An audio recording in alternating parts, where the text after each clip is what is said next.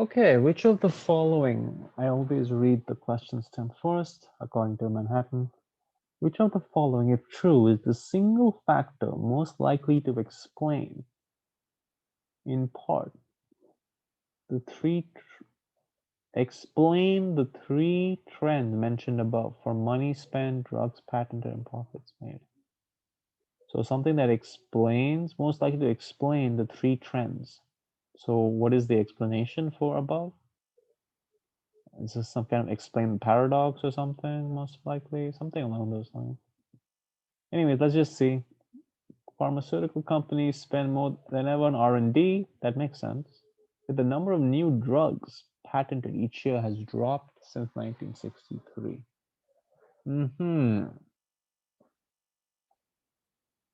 They are spending the most on R&D ever. Yet the number of drugs, well, that could be because maybe now the number of rules needed is much more. Anyways, at the same time, profits controlling for inflation as a whole has been steadily increasing. So your R&D is going up, your patents are staying has dropped, but your profits are also increasing. So how do I explain all three things? So R&D up.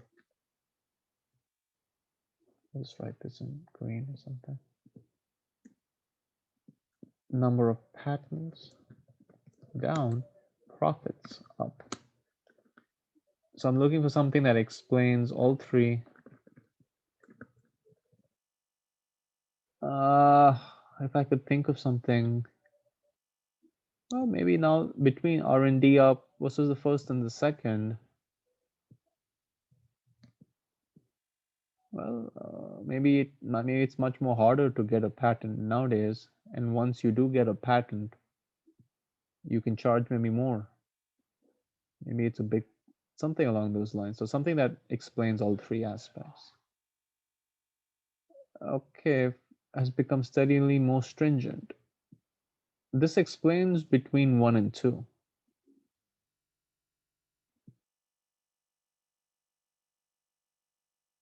This explains 1 and 2 below. Why R&D is up and but the number of patents down. But that does not explain number 3. Why are profits up? So I don't think this is right. Research competition among pharma has steadily intensified as a result of general narrowing of research targets to drugs for which there's a large market. So research has intensified, so shouldn't profits go down? If research has steadily intensified, shouldn't profits go down?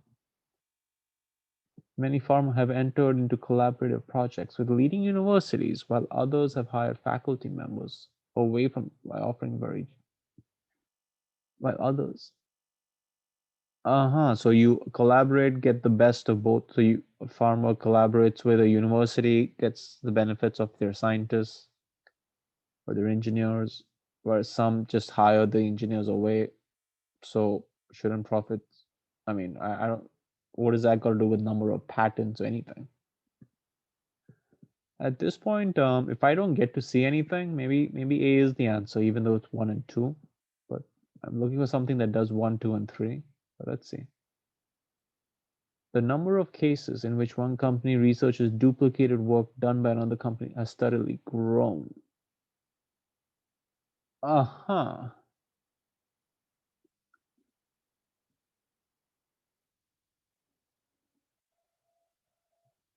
So there's a lot of duplicates.